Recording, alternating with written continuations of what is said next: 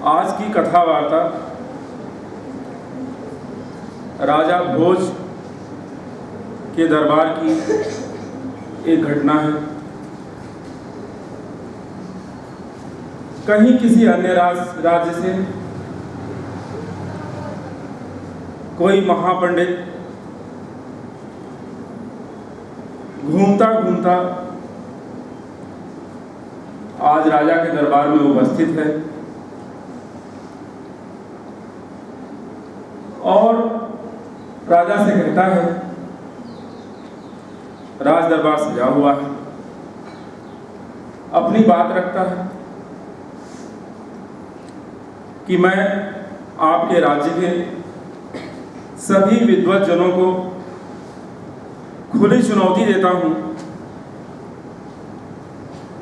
कि अगर वो इस बात का पता कर लें कि मैं जिस भाषा में संवाद कर रहा हूं वो मेरी मातृभाषा है, तो मैं उस व्यक्ति की गुलामी स्वीकार करूंगा या उस व्यक्ति को अपना जीवन समर्पित करूंगा। कारण कि मुझे विभिन्न भाषाओं का ज्ञान है। ज्ञान ही नहीं, मैं ढेर सारी भाषाओं में पारंगत हूँ, मुझे पांडित्य हासिल है। लेकिन एक बात और है कि अगर कोई मेरी मातृभाषा का पता नहीं कर पाया तो मुझे आपके राज्य का दशांश चाहिए होगा और मैं आपके राज्य का दशांश लेकर ही मांगूंगा। राजा भोज के सामने आज पहली बार ऐसी स्थिति है। राजा जरूर असमंजस में है, किंतु राजा है, करता क्या? इस बात को इग्नोर भी नहीं कर सकता है और वो स्वीकार कर लेता है, उस व्यक्ति की बात मान लेता है और अपने राज्य के विद्वत जनों को निर्देशित करता है कि इस महापंडित की मातृभाषा की पहचान करें। राज्य के सम्मान से जुड़ा मामला है। उस व्यक्ति को राजा सम्मान के साथ अतिथि गृह में ठहराता है, उसके हर जरूरत की व्यवस्था करता है और सुबह से यह प्रतियोगिता शुरू होगी, यह संवाद शुरू होगा, इसका आश्वासन देता है।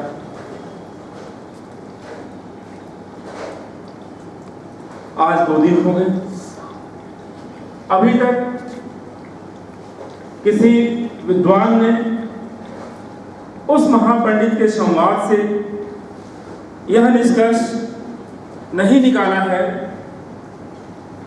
कि वो जिस भाषा में संवाद कर रहा है वो उसकी मातृभाषा है या नहीं।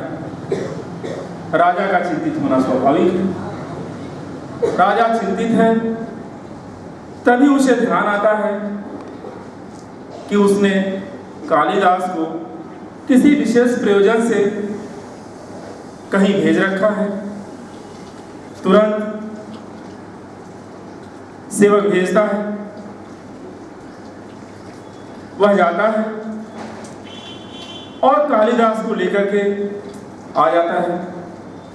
कालिदास को पूछते हैं, राजा को दंडवत होते हैं और कहते हैं, ऐसी क्या बात है, आपके ललाट पर चिंता की रेखाएं दिखाई दे रही हैं।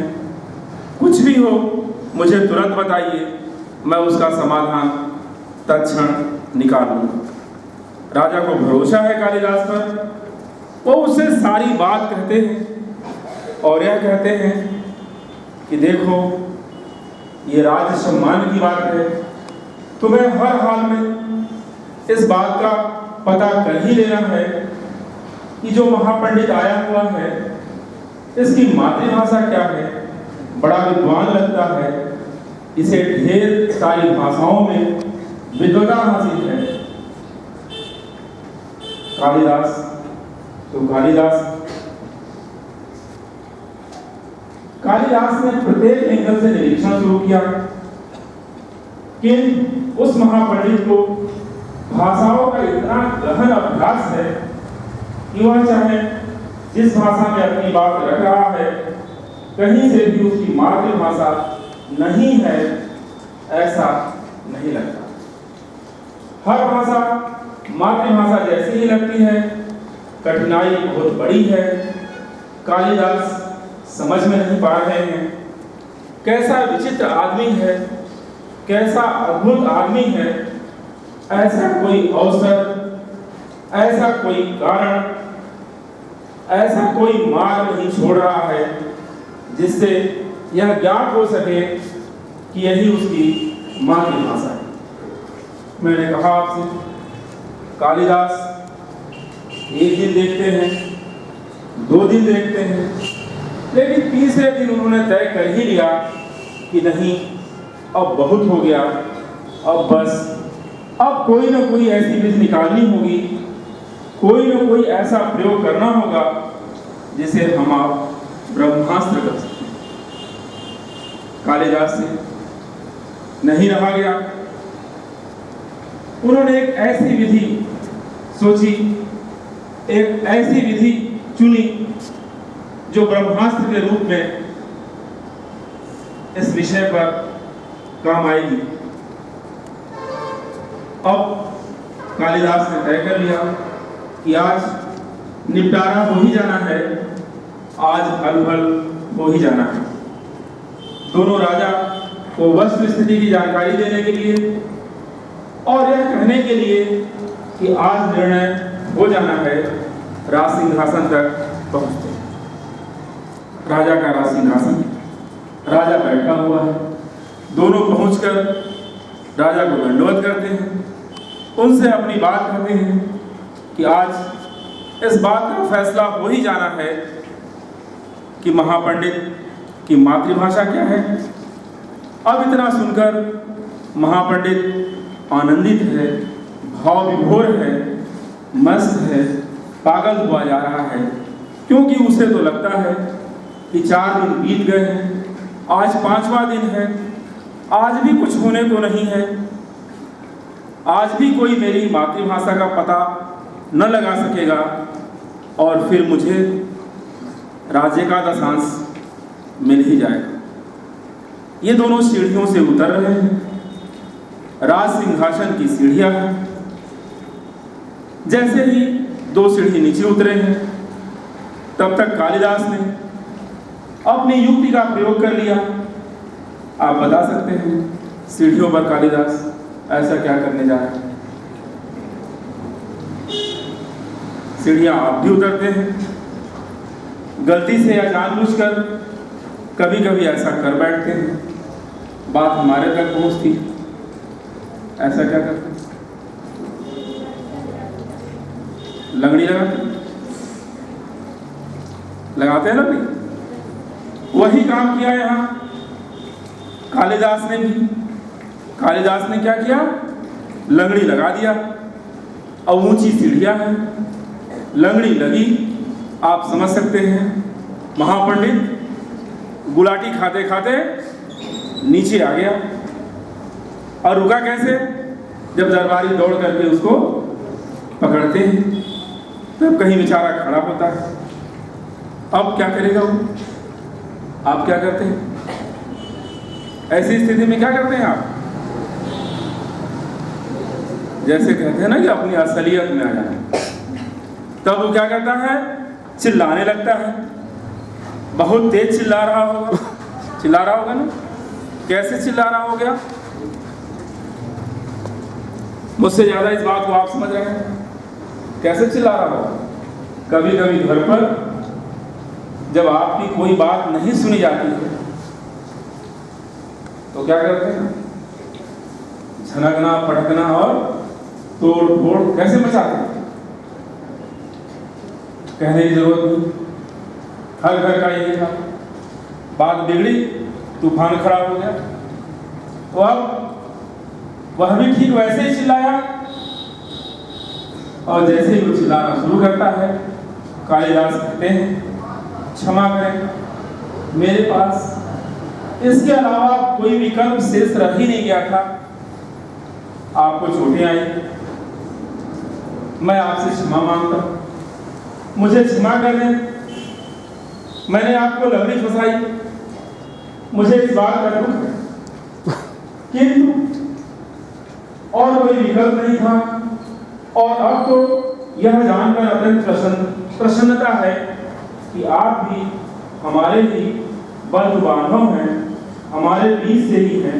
यह हमारे लिए कम सौभाग्य की बात नहीं। आप समझ गए, उनकी मातृभाषा का अंदाजा लग गया है, पता चल गया है, क्योंकि ऐसी स्थिति में आदमी अपनी मातृभाषा में उतर ही आता, क्योंकि यही उसकी असलियत होती है। इधर राजा भोज की प्रसन्नता की सीमा नहीं रही। उन्होंने उस महापंडित को अपने दरबार में स्थान दे दिया तथा दोनों को सम्मानित पुरस्कृत किया। तो मातृभाषा ऐसी ही है जो हमारे रग रग में व्याप्त होती है, भरी होती है। हम सुख और दुख दोनों का इजहार मातृभाषा में ही करते हैं। यह हमारे संस्कारों की भाषा होती है, जीवन के छुए अछुए पहलुओं की भाषा होती है, हमारे हृदय की भाषा होती है, और यूं कहूं कि हमारे मान सम्मान की भाषा होती है। जान लो, ऐसा नहीं है कि आप और हम ही बोलते हैं, सारा अस्तित्व बोलता है, किंतु सबकी अपनी अपनी भाषा है, सबकी मातृभाषा। अच्छा बताओ, फूल बोलते? बोलो, नहीं बोलते? कभी सुना नहीं आपने? हम भी सुने होते, अगर ऐसी बात होती तो फूल नहीं बोलते ना, एकदम नहीं बोलते। फिर बताओ, कैसे कोसों दूर तक खबर हो जाती है, कैसे निमंत्रण पहुंच जाता है, कैसे मधुमक्खियों को सूचना हो जाती है, कैसे भंवरों को पता चल जाता है, कैसे तितलियों को जानकारी हो जाती है, फूल खिल गया, कैसे पता चला? जल्दी पहुंचो, भागम भाग मच जाती है, झंझट हो जाता है, एक दूसरे को पछाड़ने की तेजी हो जाती है। पहले मैं पहुंचूं, पहले मुझे मकरंद मिल जाए। ऐसा कैसे होता है? फूल खिल गया,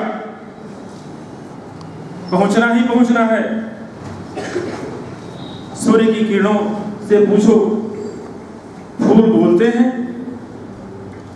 अपनी नसाफुटों से पूछो, फूल बोलते हैं? अपनी आंखों से पूछो, फूल बोलते हैं? कमल, कमल नहीं सुना है? देखा भी हो, कमल का फूल और कमलनी का फूल, छुई मुई के पौधे को देखा, पहचानते हैं? कमल की भाषा, कमलनी की भाषा, छुई मुई की भाषा जानते हैं? बता सकते हैं? खूब पता है आपको।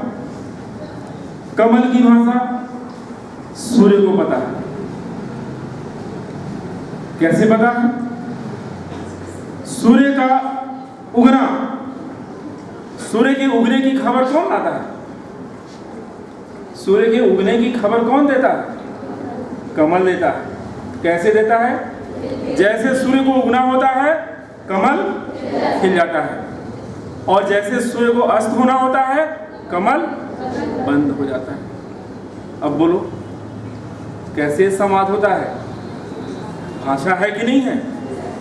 बिना भाषा के नहीं हो सकता। कमलनी के साथ क्या है? कभी यही पानी भरा रहता था और कमलनी खिलती थी। चांदनी रात की तो पूछनी ही नहीं है। अब तो सब ईंटे पत्थर के देव खड़े हो गए हैं अगल बगल से। कमलनी का क्या है?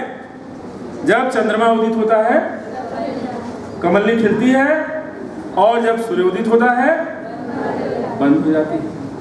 ये कैसा संवाद है, यह कैसी भाषा है।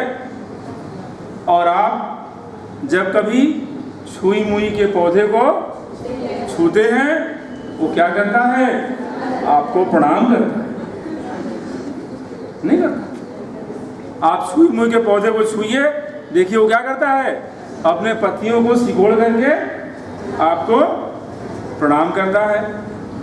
अब इस संवाद को आप समझ पाए न समझ पाए, ये आपकी बात है, लेकिन उसे तो समझ है। वो जान रहा है कि अगर कोई मुझे स्पर्श कर रहा है तो मुझे उससे प्रणाम निवेदन करना चाहिए। क्यों? क्योंकि अब इसके बाद खतरा हो सकता है, आपके खतरनाक होने की सूचना उसको है और इसीलिए वो आपको प्रणाम करता है। तो मुझे तो लगता है कि फूल सोचते होंगे, मनुष्य तो बोलते ही नहीं, क्योंकि कभी आपने वार्ता नहीं की फूल से।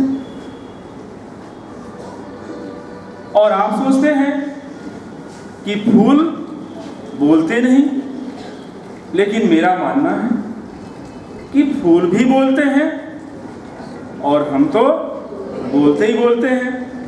हमारी अपनी भाषा है और फूल की अपनी। तो मातृभाषा तो मातृभाषा ही होती है। प्रिय विद्यार्थी, अब आप बताइए, फूल कैसे रोके अपनी सुंदरता, अपनी सुगंध, अपनी उमंग? सूरज कैसे रोके अपना प्रकाश? चंद्रमा कैसे रोके अपनी चांदनी? ठीक वैसे अगर आपके अंदर का दिया जल जाए, आप प्रकाशित हो जाए, तो उस प्रकाश को कैसे रोक सकेंगे आप? एकदम नहीं रोक पाएंगे, कतई नहीं रोक पाएंगे। रोकने का कोई विकल्प ही नहीं है, और चाहे जितना भी रोकें, रुकेगा नहीं, चारों ओर से झरने लगेगा। झरना जानते हैं? चारों ओर से झरने लगेगा, चारों ओर से बहने लगेगा, फिर आप रोक नहीं सकते। सारी दिशाएं आलोकित होने लगेगी, सबको खबर हो जाएगी, सबको निमंत्रण पहुंच जाएगा, सब जान जाएंगे। और यही हुआ किसके साथ? महावीर के साथ। किसके साथ? बुद्ध के साथ। किसके साथ? कृष्ण के साथ। और अभी संभावनाएं बाकी हैं। ऐसा नहीं कि वहीं तक हुआ, अब उसके आगे नहीं होना है। जहां होना है वहां आप स्वयं उपस्थित, बशर्ते कि आप अपने को भरें। अगर आप अपने को भी भरते हैं तो आपके साथ भी ऐसा ही होगा, आप भी खिलेंगे। आपकी सुवास, आपकी सुंदरता का डंका बज जाएगा। वहां वह महापंडित जिसे अनेक भाषाओं का ज्ञान है, उसके जोड़ का पूरे राज्य में कोई नहीं है। कालिदास ने उसकी पहचान कर ही ली, वह भी घर का ही निकला, वो भी अपना ही निकला। तो मातृभाषा तो मातृभाषा ही होती है, उसका कोई सब्स्टिट्यूट नहीं हो सकता। तभी तो भारतीय तो हरिश्चंद्र की कुछ पंक्तियां जो मेरे मानस में बरबस ही उद्वेलित हैं, वो मातृभाषा का यथार्थ चित्रित करने में मुझे लगता है सक्षम ही नहीं, महत्वपूर्ण भी है। निज भाषा उन्नति है, सब उन्नति को मूल। बिन निज भाषा ज्ञान के मिटत नहीं को सूल। उन्नति पूरी है तबे जब घर उन्नत होए, निज शरीर उन्नत किए रहत मूढ़ सब को। मैं इसकी व्याख्या पर नहीं जाना चाहता। इसका महत्व इसको सुनने और पढ़ने मात्र से ही समझ में आ रहा है। प्रिय विद्यार्थी, ये पंक्तियां न तो किसी प्रकार का आदेश है, न ही आग्रह,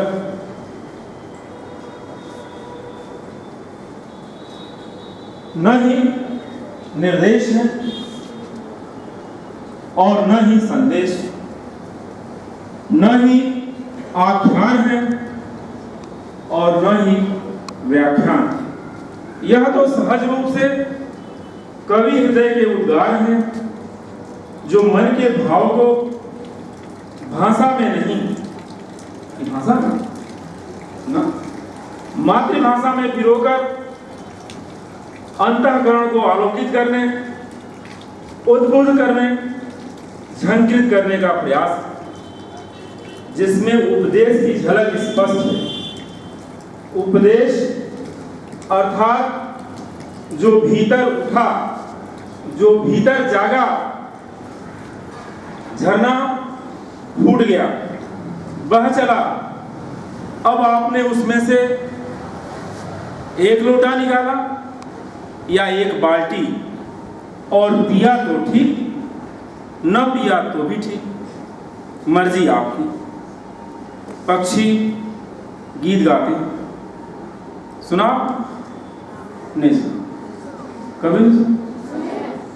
अरे रोज सुबह गाते, आप सुबह उठकर तो देखिए, पक्षी गीत गाते हैं, आप सुने ना सुने। फूल खिलते हैं, आप देखें ना देखें। चांदनी रात है, पूर्णिमा की रात है, शरद पूर्णिमा की रात है। आप अपने कमरे में प्रवेश करें, दरवाजा बंद कर लें, खिड़की बंद कर लें और चादर ओढ़ के सो जाएं, या फिर खुली छत पर चले जाएं।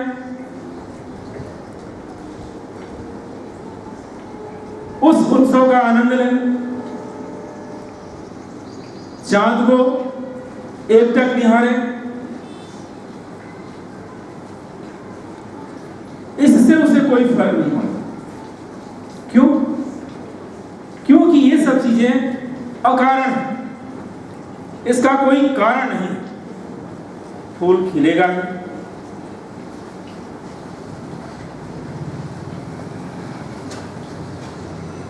पक्षी गीत गाएंगे ही, हवाएं बहेंगी।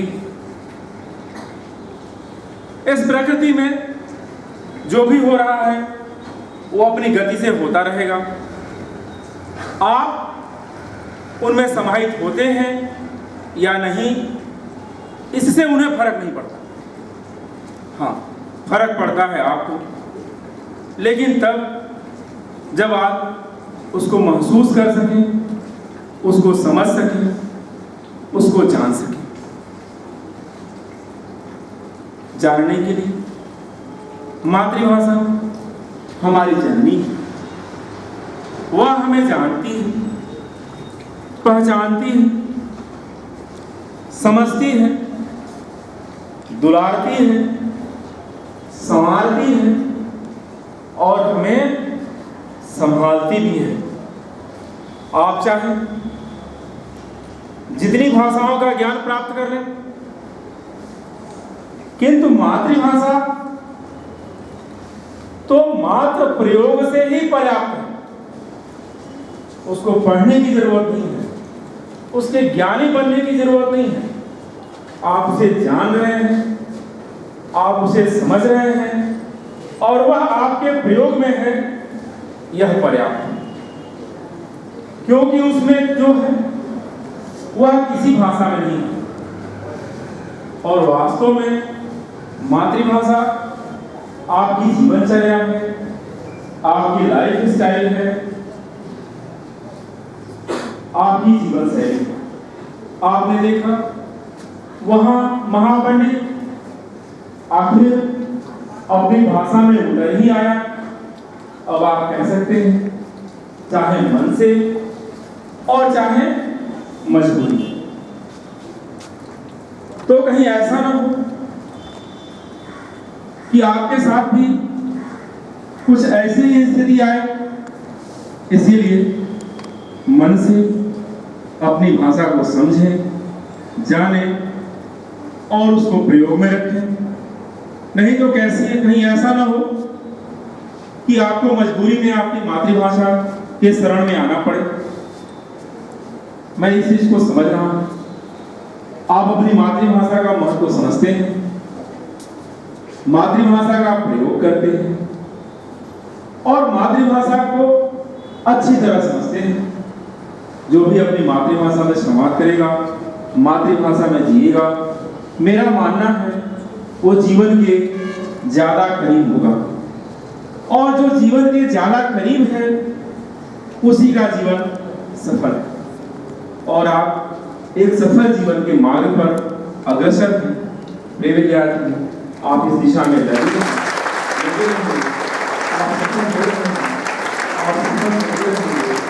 आप सफल हैं, जो हम